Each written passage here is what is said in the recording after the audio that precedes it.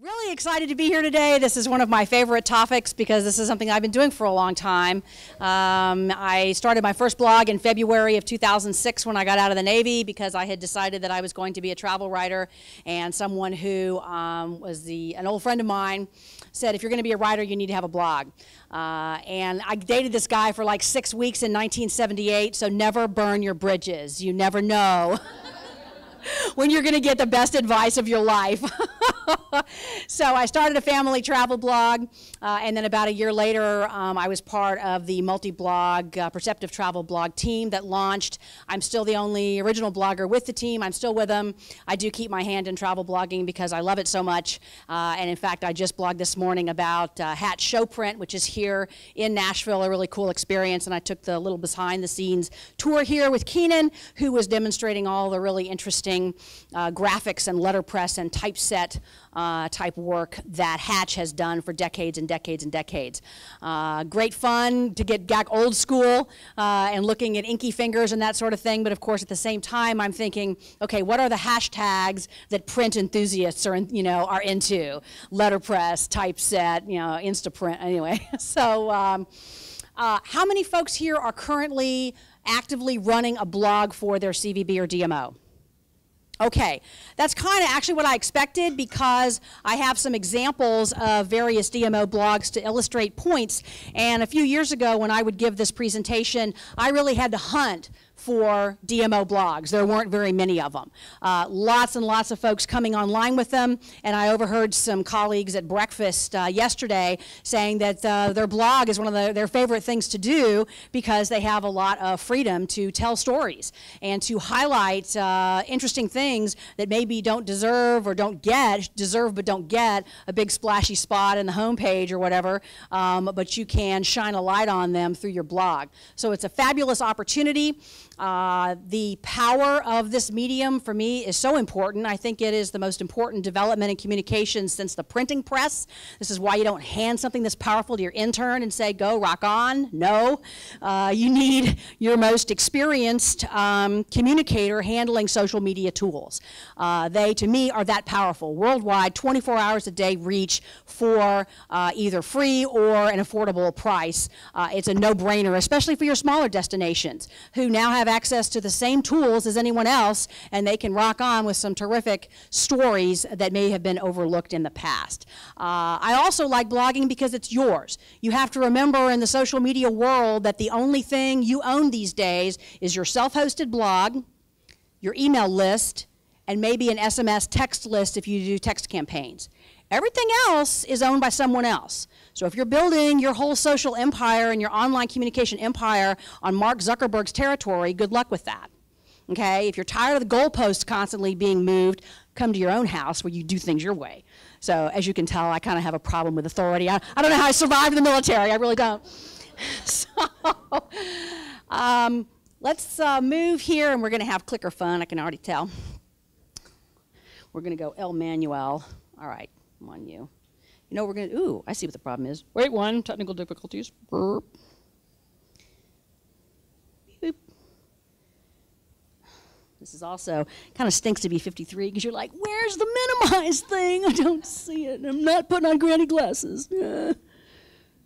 Where?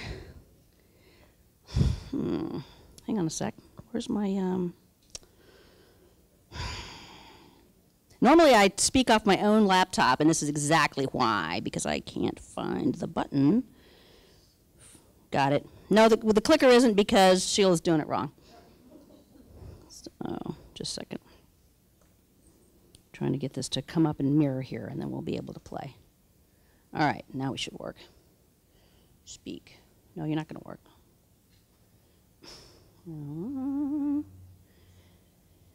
Yeah, sorry, thank you.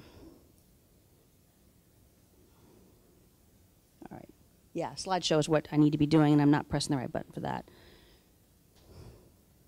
Come on. Resume slideshow. Good grief. I hate starting off this way. How annoying. Thank you. All right. When you're a blogger, you're more than a writer. To me, as a blogger, it is assumed that I know how to write. There's a whole lot of other things that you have to be able to do well. Be aware of that, but don't let it intimidate you, okay? And once you master these things, and all of us took time to master them, and all of us have screwed up, and all of us have put up blog posts where the text kind of wanders off to the right somewhere, and you're like, where'd it go? Or the photo comes out super funky and busts up everything on the side, and you learn to sit around and say, oh, I think I broke my CSS, like you know what the hell that is. I think I broke my, you know. So we've all learned these things. It's a skill set, and it's an incredibly valuable skill set to have, and a very important one from my perspective. These are the things that we're going to cover here. There's going to be time for questions, and as I said, I've got a handout here, and these slides are also available on my SlideShare account, and I'll give you the URL for that as well. But this is kind of what I want to step through in terms of thinking about what are the different elements that go into a successful blog post for your DMO blog. A lot of the work you need to do for a successful post occurs before you even start blogging. Now, a lot of this is do as Sheila says, not as Sheila does, because many's the time that I have just said, I have something to say, and by God, I'm starting a blog. Open up that first post, hello world, type, enter, publish, rock on. You know, no plan, no clue. Please don't be me, be an adult, and approach this appropriately. It's very important that you set up the structure of your blog to meet your organizational goals. Now, someone like me who's just going out to start a personal blog, you know, do I really need to have an elaborate structure? Hopefully not, because I sure don't have one. But if you have marketing goals, if you have overall business and organizational goals, your blog is another communications channel to meet those. And so it needs to support those. It just can't be sort of this random thing that you are doing. It's too powerful for that. It's too important for that. And frankly, it's too time consuming for that. Any knucklehead can start a blog. I am witness to that. The hard part is keeping it going. Day after day, week after week. Don't look and see when my last post was on Sheila's Guide, please. So it is work, okay? Yes, it's shorter posts. You're not exactly writing a novel, but you will find that there's a lot that goes into it. So one of the first things you need to be thinking about is, what are the various goals that I have? What is the information that my visitor or my guest or my customer is seeking? And what are the different categories that I'm going to be creating content in on my blog that can support those? And I like the visual of buckets. I think I first heard it from Chris Brogan. But it's good for me because it helps me remember that I'm talking too much about the stuff in this bucket and I'm not filling up this bucket enough. You know, I like to talk about the food.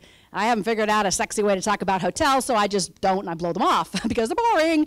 But your hotel bucket, you know, if that's one of your categories, you're going to have to figure out a way to be pouring something into each of the buckets that are your overall topics or categories on your blog that then feed back into your marketing goals. So, give me some just general ideas. Start with something stupid easy for a topic or category structure, top level kind of stuff. In very general terms, what are the silos or the buckets or the topic areas that you're going to be wanting to write content for on a DMO blog? Anyone? Events, okay. Shopping, yes. I have not done enough of that here. Food, attractions, film. Wow, that's interesting. Okay, are you a destination that does a lot? Do people don't come and film at your destination? So this is people coming to your destination to film movies. Yes. Okay. Okay. Do you have a lot of film festivals and things like that? A lot of big productions that are filmed in our area. Okay. Cool. Good for you. Make money. Cash flow. Yeah. Any others? Breweries, yes. Beer. I have a beer example in here, which is awesome. Wine, yes, we can't leave out the wine. All right. So, you know, those things that you start out with, everybody's website, in many cases, say the same things. You know, eat, stay, play. But the fact is that at least gives you the beginnings of a framework, okay? Food, hotels, stuff to do. And that ties back into your search engine optimization and your keywords, because that's what your visitor is typing in before or when they're in your destination. Places to eat in blank, enter. Places to go in blank, enter. Things to do in blank, enter. Things to do with a family in blank, enter. All right? And what you want to do is serve up exactly what they are typing in, and we'll talk about that a little bit with regard to blog post titles. So think about that structure, think about your buckets and what you're trying to do with your categories. This is a couple of examples. This one here is from Fredericton in Canada, and this one here is actually a little different. It's not a category list. It is a cloud tag cloud, but this is Visit Lubbock, and this is how these two destinations kind of at a top level are differentiating the different kinds of things that they are going to be creating content about. The Fredericton one is a little bit more traditional, if you say, but there's nothing wrong with that. All depends on how you want to approach things, but they're all very specific, and I'm really glad you mentioned the film angle because yeah, every destination is going to be talking about food. Every destination is going to be talking about hotels, things to do and all that. But your opportunity in terms of capturing that long-tail searcher who's looking for stuff is when they start looking for the weird niche thing that you do that no one else does, okay? And so you're starting to see, for example, here in Lubbock, you know, Texas wine, Red Raiders because Texas Tech is located in Lubbock, okay? Cliff Kingsbury is the football coach at Tech for a while now. They've, you know, I don't know how much longer. Oh, he's cute, but his team blows, so I'm not sure how much longer that's going to work. But okay, you know, if people are looking for Cliff Kingsbury because they want to just love all over him, what is it, Man Monday or Man Wednesday, whatever that hashtag, you know, your man crush, hey, work that. You got a good looking whatever, you work that puppy till he's fired, and then you move on, all right? But Buddy Holly, of course. So you've got a few more things are jumping out in this tag cloud than are jumping out with Fredericton, but that does not mean that Fredericton is not addressing those. They just have a different structure, the way that they have laid out their blog. This is an example from You Wish You Knew, is one of the oldest DMO blogs out there under the umbrella of Visit Philadelphia. They do fabulous work. They have categories, but they also have a section on the front of their blog that breaks out content by neighborhood. And I'm starting to see this a lot with major cities where people are coming in and they're saying, okay, I've kind of seen the big stuff downtown. I want to go out where the locals live. I want to go out into the neighborhoods. And so essentially what they are doing is they are turning their individual neighborhoods into small towns. Small towns, you already have this kind of thing. Cities are trying to capture the visitor who's saying, I'm totally overwhelmed by all the options, and they're saying, okay, think of these neighborhoods as little towns, and here is what you will find in these little towns that are offshoots of our major city. So it's an interesting approach. I'm seeing more and more large cities trying to make their offerings more human-scaled, and they're doing that through a neighborhood model, and Philadelphia is doing a rocking job with it, and they focus on that somewhat on their You Wish You Knew blog. This is a blog post screenshot from Kenosha. And I just wanted to point out that, you know, even a smaller town can address the issues of nightlife. In fact, I love this post because if you read it, Samantha Sullivan uses a very human voice in this post, another fun thing about blogging.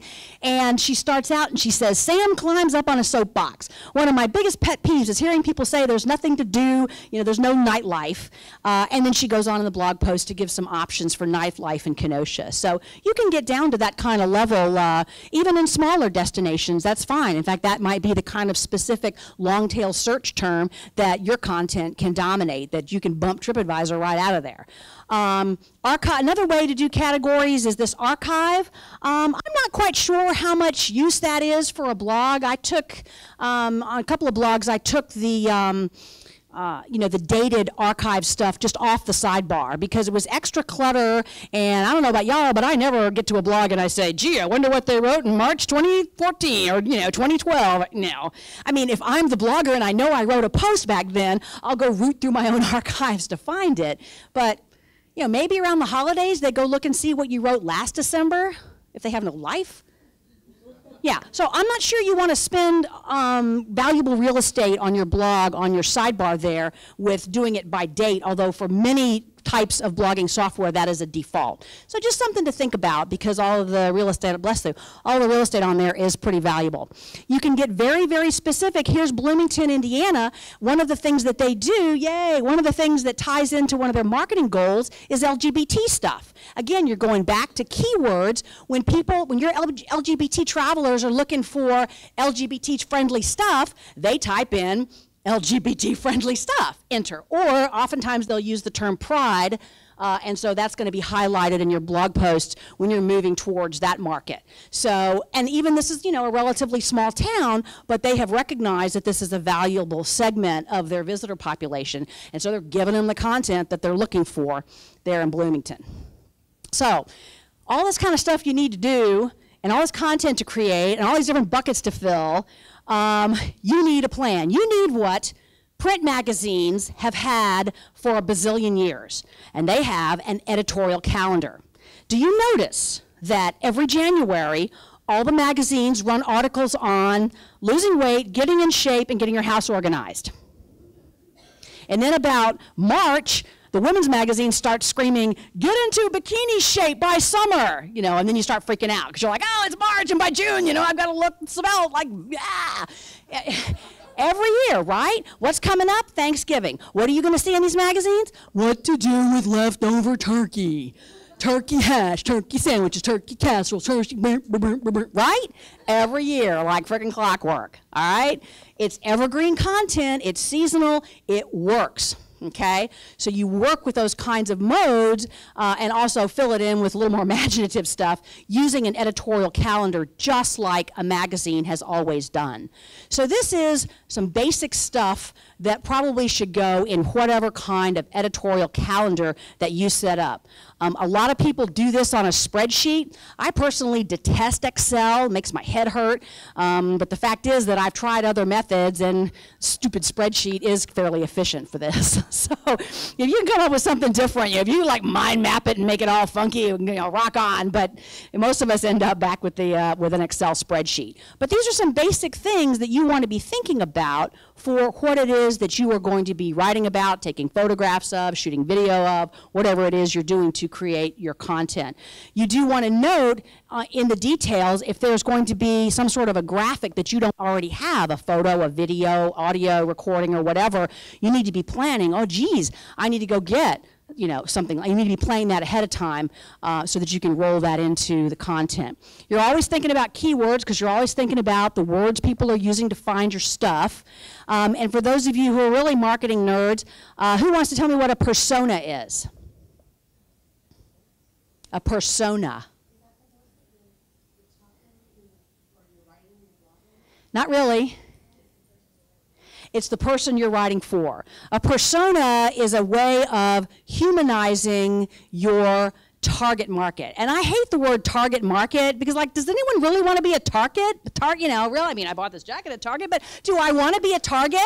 Do I want to be sucked into your funnel, and hammered with all your marketing crap till I poop out the bottom and buy something? No, right? So it's a lot more fuzzy. If you can think of your ideal visitor, picture that person and get to know him or her. What do they wear? What do they eat? What are their primary interests? What kind of car do they drive? What kind of television shows do they watch, or Hulu that they watch on their iPad, whatever, sports, that kind of thing. I mean, a Tourism Currents customer, I can picture her. She's about 5'2", and she wears a fuzzy yellow sweater, and she's lived in her town forever, and she knows every single story, and she's this bubbly, full of information, kind of cheery person. And I developed that persona because there's a woman who looks just like that in Pauls Valley, Oklahoma. And when I met her, it was like, whoa, I'm meeting my persona. This is weird. I didn't tell her that. But you need to know what your perfect visitor or guest or customer looks like a lot of times, because number one, you're going to be talking to them, but also you'll recognize them better when they're standing in front of you. So that's kind of what a persona is, and there's some neat marketing stuff out there about it. And then the whole point of all this is, what do you want the reader of the post to do? All right? And I know how it is. You get this post done, you hit publish, yay, I'm done, next crisis. But what's the point? Why are you creating this content? What sort of activity do you want this person to participate in? What thing do you want them to click? What thing do you want them to do as a result of the post that you have written? So, yes? Call to action. As a retired naval officer, I have to tell you, with no marketing classes, no business classes, total liberal arts, you know, history of India from 1750 was my favorite course. Yeah, all this terminology just is kind of stupid. Thank you, but for the marketing nerds, yes, call to action. Normally often at the end of your post, but it can be in the middle too. In cruder terms, when you get those sales pages, it's buy my thing, click here and buy my thing. You try to come up with something a little more sexy than that. This is an example, thanks to Emily Forsha, and she spoke, I think, at SoMeT 2013 about their editorial calendar. So this is what they call Big Daddy. This is just a screenshot of their 2013 version. And what you need to draw from this is that Oregon takes the time to lay out the upcoming year and big things that they plan to focus on during that upcoming year, and then they build the content around that. So for example, they're thinking in January, February, March, wintercation, in April, outdoor recreation, in May, adventurecation, and then they're building out different areas of focus around the state that they want to build content to support. Snow sports, cycling, hiking, golf, fishing, forests, parks and refuges, Old West and Oregon Trail, culinary experiences, family fun, museums, interpretive centers, beer, yay, beer and breweries. So this is this Big Daddy is probably the most elaborate DMO editorial calendar I've ever seen. I have never created an editorial calendar this comprehensive, my bad, but I stand back and admire it. So if you want something that's a little more human scaled, and I think Emily can probably share you the link if you want to tweet to her and say, this is awesome, you know, can you point me in a direction to learn more? Emily's super helpful, but if this all kind of makes your head blow, HubSpot has a simple downloadable template for an editorial calendar. This is a screenshot of it. If you just Google HubSpot editorial calendar, you'll come to this, and it keeps it pretty straightforward. We're going to publish these things Monday, Tuesday, Wednesday, topic or title, content details, keywords, which is important because you're thinking about what kind of traffic do you want to attract with this particular piece of content. And then offer call to action, and those of y'all who have followed HubSpot know that they have elves somewhere that create downloads like 4 billion a day. And so every single one of these blog posts has a different kind of download associated with it that they want you to download so they can capture your information because they figured out they want your email. Your Facebook fan-like stuff is, okay, I want your email. So, because they can control that. Yes, ma'am.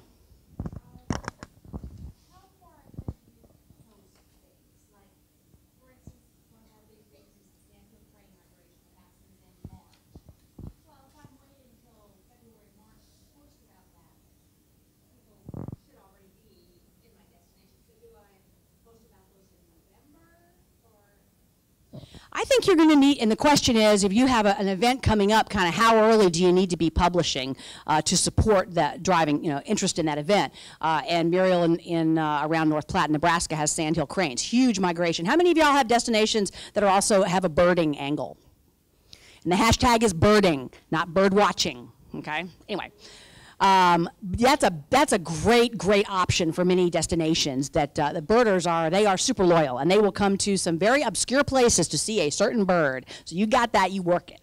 But in answer to Muriel's question, I think the earlier the better. I think you're going to load more, you're going to have different kinds of travelers. You're going to have those people, not me, who plan way in advance, and so they are going to be thinking in, November about sandhill crane migration in the early spring. I, on the other hand, at about mid-February would say, isn't this the time of year that some birds do some things with, should I drive? So you're going to need to feed me, but you need to feed, my organized father 5 months ahead of time. In case you're thinking about sandhill cranes already, even though it's not even Thanksgiving yet, here's some stuff to get you, motivated. But that's a good question. So HubSpot, good template for you.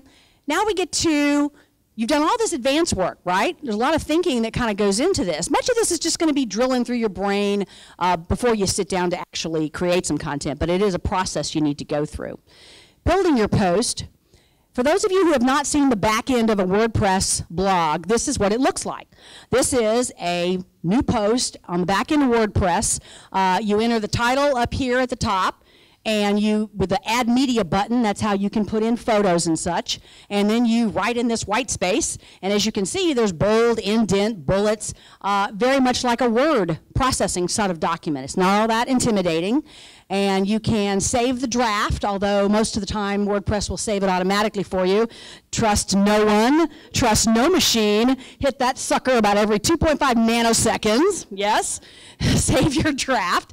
And then there are options to publish immediately, or you can pre-schedule things to go up. For example, if you had blog posts that needed to go up while you were here, you can set them to publish at a certain time and day while you don't have to be thinking about it. And it auto-magically goes up, and yay, one less thing you have to be thinking about. Unlike me, who was writing a blog post this morning that I should have written before I left Round Rock, but whatever, we all do it.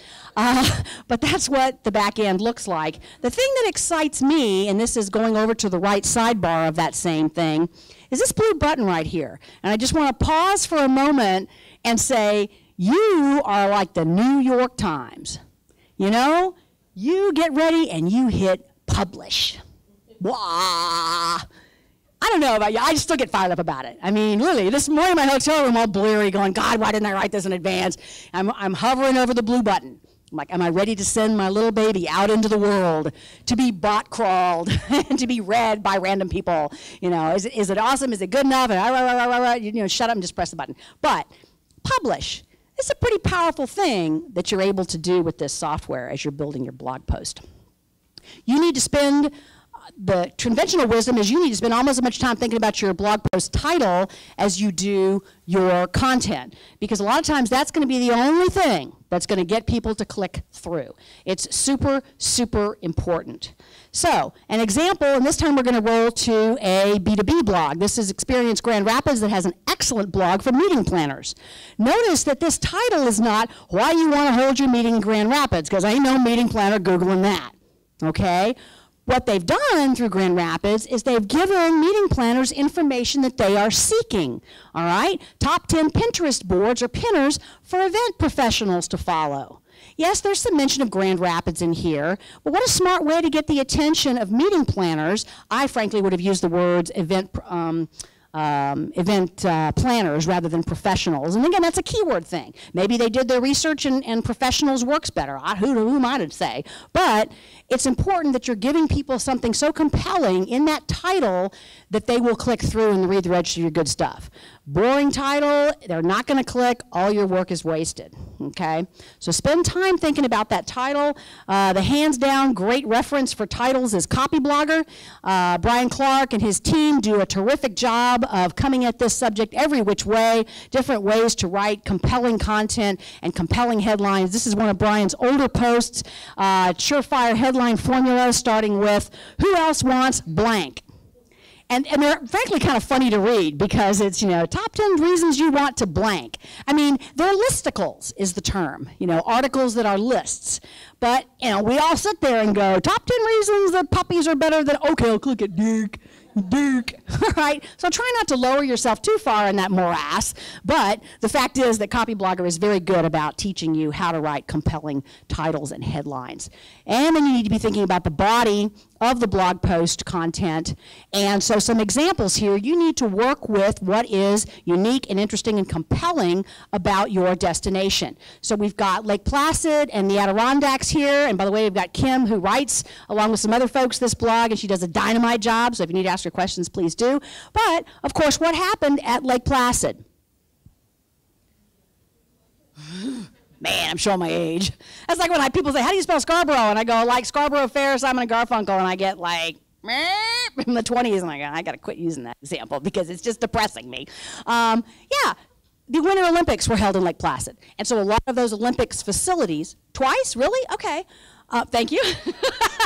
I stand corrected. And so they've got people who show up there who want to go do cool stuff that is associated with the Olympic venues. And so Kim went out here and did a terrific blog post about speed skating, you know, which is one of those things that nobody pays any attention to except every 4 years, and they go, you know, oh, it's those guys and gals in those tight things, and is the U.S. winning or not? Yeah. So, you know, Kim gave it some history and gave it some perspective from a local's point of view because it's an Olympic event and she knows people are looking for that kind of thing. This, hooray, Colonial Williamsburg's History is Served blog. Terrific example of a food-related destination history blog, all kind of rolled up into one. Their hashtag is 18th century recipes for a 21st century kitchen. And they've got it branded to look all colonial-y and stuff, but they lead with beer for breakfast, and wouldn't you? Indeed. So they talk about the importance of beer and ale and that sort of thing in Colonial Williamsburg. Do a great job. I'm not sure who's Googling beer for breakfast, but really, who cares? And that's one of those things where you kind of have to go, okay, am I having fun or am I actually trying to create something useful? And hopefully you can come up with a balance there. But I think it's a great example of content that makes people think and that is unusual and that supports their mission of people's knowledge of the colonial era without doing, and now in the tri-corner hat, it's going to be Thomas Jefferson, and, you know, beer for breakfast. All right, I'll listen to that. I'll listen to that. Okay. Another example of a smaller blog, this is Hendricks County, and this is in Indiana. And those of you who have a county DMOs in here, yeah, that's kind of a tough nut because travelers don't know what the hell your county is. You know, like they totally don't care. And so trying to make that county become an entity in their eyes, become a destination with stuff in it in their eyes is a tough nut. There's no question. But Hendricks County does a great job of it. These are screenshots that I blew up, but there's actually a series that they are doing, very timely, of local finds for shopping in Hendricks County. And they've broken it up of, you know, local one-of-a-kinds for mom, for dad, for teens, and there's a couple of others I can't remember, but they've nice photographs, local businesses, local arts and crafts, really a nice way of doing a series with some really bright, cool photos, very compelling content and very timely for this time of year. Another example of a B2B or a meetings-related blog from the sales side, which finally we're starting to see sales realize that meeting planners are on social. Hello, oh yes. And this is Cincinnati, another great B2B blog that they do from a DMO, and this is just two examples of posts that they've done. Creating an effective event hashtag. Great title and great content, because there are people who are still figuring out the hashtag thing, and that's what they're going to be Googling. What's this hashtag thing I'm supposed to be doing at my conference or at my event? And they start Googling looking for it. They're not Googling, how do I do a conference hashtag in Cincinnati, but they're going to land on Cincinnati's property, and they might not have considered Cincinnati as an event venue. And of course, with the Gatsby business, when the movie came out and all that kind of, the whole 20s thing was a big deal, and it still is a little bit, I think, and they're riding that wave by writing a blog post that ties into people who are interested in doing on-trend kinds of events.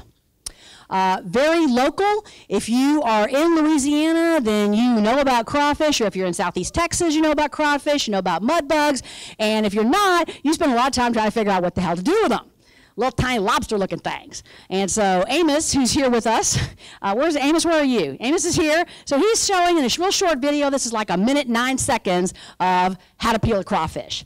And some would say it's a whole lot of trouble for not a whole lot of meat, but that's not the point. You're there with beer and a pile of stuff, and it's the experience. It's the experience. So nice work with Visit Lake Charles. It's important with your posts, whatever they are about, that you incorporate some sort of visual element, okay? And it really breaks up the text. We'll talk about that very briefly here in a second. But we've become so visual, and with platforms like Instagram and even more photos being seen on Facebook, you're going to need to think the same way on your blog about visuals. Here is a resource. Obviously, ones that you take yourself or that you have permission to use or that you pay for is great, but Flickr was the place where everybody put their photos and everybody talked about before there was Instagram. And it's still active. Professional photographers and amateur enthusiast photographers, tons, millions, literally millions of photos have been given an alternative copyright on Flickr called Creative Commons. And they are in pools of photos that tell you you can use any photo in this pool. All you have have to do in one pool is give attribution back to the original photographer. In another pool, it says you need to give attribution and you don't mess with this picture. You don't like change the colors, squish it, do anything weird with it. Another pool says you can do anything you want with any of these photos as long as you don't use them for commercial purposes. And we're talking millions and millions in these pools. Every single photo on many of my blog posts, I can't remember, I've never paid for a photo. I'm sorry, photographers. But I either take it for myself or I find it on Flickr in Creative Commons. This is a photo that I took at Hatch Show Print. What is this? Thursday? Day before yesterday, which I thought was kind of cool, of a backwards howdy. And I took it on Instagram, but I shared it to my Flickr account. And my photos by default are some rights reserved. You can see down here what the Creative Commons requirement is, and all that means is you can use this photo, you can do whatever you want with it. I just want you to give attribution wherever you publish it. You know, photo by the Seafarer is my Flickr name, or you can use my regular name. I don't really care. And then I get a Google alert when somebody uses one of my photos, and one of the most popular ones that I ever took that people use all the time is a thing I got out of a LinkedIn swag bag of a LinkedIn pen. Every time somebody does a blog post about LinkedIn, they go looking for a visual about LinkedIn. Nobody's made it except me, who took a picture of this damn pen on my kitchen table 2 years ago, and they use that puppy. It's so funny. But you're welcome to use this, and Flickr is a great option for you. Another Flickr resource for finding visuals is something that my husband's teacher told me about, but not very many bloggers that I know about. And it's also on Flickr, but it's called Flickr Commons, as opposed to Creative Commons. And the Commons are photographs that have no known copyright. Most of them are from museums and archives, and if you want to get kind of an old-timey sepia-ish feel, you may luck out and find something in the Flickr Commons pool that actually relates to your destination and is old and funky looking. But if you just need kind of an old and funky looking photo, and it doesn't really have to be related to your destination, take a look at Flickr Commons. These are archives and museums from around the world. The Australians and the Dutch in particular have some extraordinary photos on here that you're never going to see anywhere else, and they have no known copyright. So if you do a blog post with a video, I do recommend including a photo, even though the video is the visual, because when you post and you share your blog post, it's going to suck in that photo. If it doesn't have a photo to suck in, just the video sitting there, it ends up making it look less visually compelling. So pop a photo maybe at the top and the video further down. If you have audio, and this is an overlooked one of our senses, I think, I like SoundCloud. It's an app on your phone that can record things, and then you upload it to SoundCloud, or you upload it to SoundCloud, and it will make a little embeddable box with a play button that you can set in the middle of your blog post and play it. So if you're from Sweetwater, Texas, and you have the Rattlesnake Roundup, and you want people to hear a loud bunch of hundreds of rattlers all pinned up in Sweetwater, you make an audio of that, and you put that up in SoundCloud, and you embed that audio box right there in your blog post, and it's pretty cool. I think audio is way overlooked, unfortunately. The key thing to remember is that you are not only writing content, but you are thinking about how it is going to be presented specifically on the web. Okay? So, 1997, this is Jacob Nielsen, longtime expert in web usability, who started talking about the fact that people skim online. What I just wanted you to see was his name, Jacob Nielsen, really interesting stuff. Go look at his site. In 1997, he was already saying, people don't read on the web. People rarely read. They skim, they scan, they pick out individual words and sentences, and his recommendations for usability from 1997 were highlighted keywords, meaningful subheading, bulleted lists, one idea for all this kind of stuff that we do when we write for the web, breaking things up, making it chunky, making it easy to skim. This is not new stuff. This is the way that your eye and your brain want to interact with content online. So here's an example from Traverse City in Michigan. This is just a screenshot of part of one of their blog posts. Doesn't she look pretty in the candle San Lucia, right? Is it Lucia or Lucia? Lucia? All right. The girl with the candles on her head looks great, but as you can see, they've got it bolded, they've got a lot of white space, not just the snow, but you know, they don't have text all crammed together. Your brain doesn't want to look at a whole bunch of text all crammed together. So it pains me when I see blog posts and also Facebook updates and stuff where somebody's obviously just copied from some brochure text or whatever and jammed it on in there, and I ain't reading it. It ain't happening. So break it up and make it skimmable and readable. Links. Links are what are powerful about the web, and they send a huge signal for search engine optimization. So when you're writing your blog posts, you should be linking back to relevant material in your archives. If you're new, that's okay. You'll have archives after a while, because that helps strengthen and that sends a good search engine optimization signal to link back to your own stuff. And then you need to be linking out to helpful information, okay? If you're writing something and you can envision someone stopping, looking at that part of the sentence, and then popping open a tab and Googling it, don't make them do that. Give them the cotton picking link to it. If you can link to someone, you're sending them your Google juice. You're sending them affirmation that Google sees very positively. It's a huge SEO move, and I never understand why you're writing on the internet and you're not interconnecting things, because it's the internet. All right, use the link. It's very powerful, very strong SEO signal, even so. We've talked about SEO, what they are looking for in the words that they are looking for it. And if you're an English major and you remember what this is, then this is all we're doing here. You need to be thinking about the ways that people use language to find things. And if you don't have a thesaurus still, then you need to go find the online equivalent. But you need to be using different words because people use different ways to search things. But you got this. If you're an English major, this is your world. So you need to think about misspellings as well. Anybody see anything kind of odd about this Nashville restaurant? I don't know if this is how they spell chili here in Nashville. To me, this is, Lord, child, what's wrong with you? So I don't know. But you know what? If this is how they spell chili in Nashville and you're writing blog posts, you better be spelling chili the Nashville way, all right? So you need to be looking out for how people do that. Yeah, child parlor. Whoa. God bless them. All right.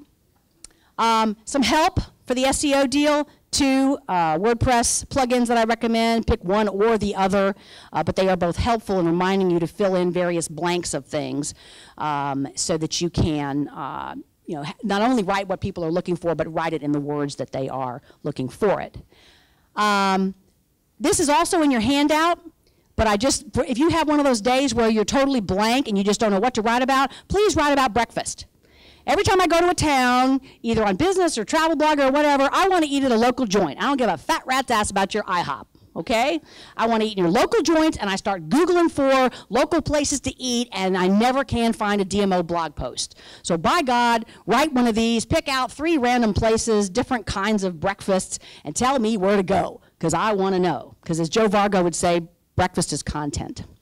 And in fact, one place has done that, and that is one of the better DMO blogs, and that's I Love Memphis. Yay, brunch, downtown Memphis. Keywords. I'm Googling. I'm downtown Memphis. I want to go to brunch. I'm Googling. I'm going to find this kind of stuff, and she recommends local places. Now, I want to take a couple minutes to give you time to think through how you would set up a breakfast post, but I think we're out of time to do that. How much time do I have left?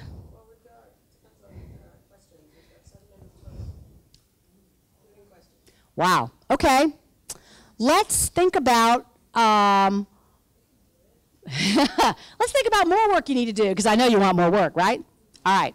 You've written the post, you've researched, you've thought about it, you've written the post, you've published it. Now, in addition to being the content creator and the publisher, you are also the newsboy.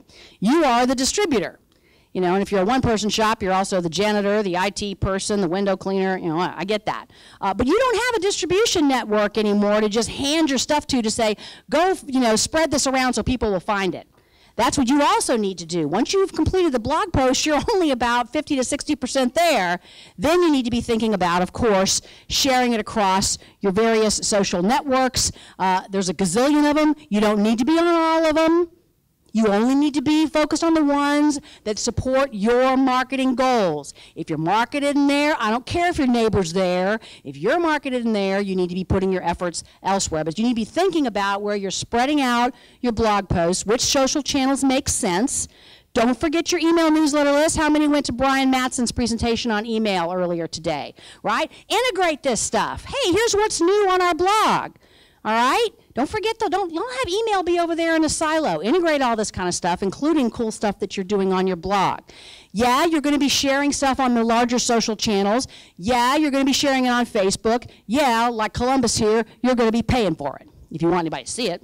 You know, I mean, you'd think pastries, donuts, or whatever would just do awesomely on its own organically.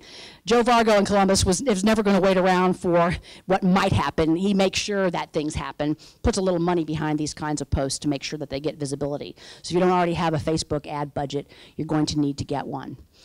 And if you have a post that might be related to a B2B side of the house, don't forget to share it and distribute it on platforms like LinkedIn. This is Cincinnati's latest blog post. Get crafty with craft beer at your event. I love these guys. They're priorities straight. And they're sharing it on their LinkedIn company page.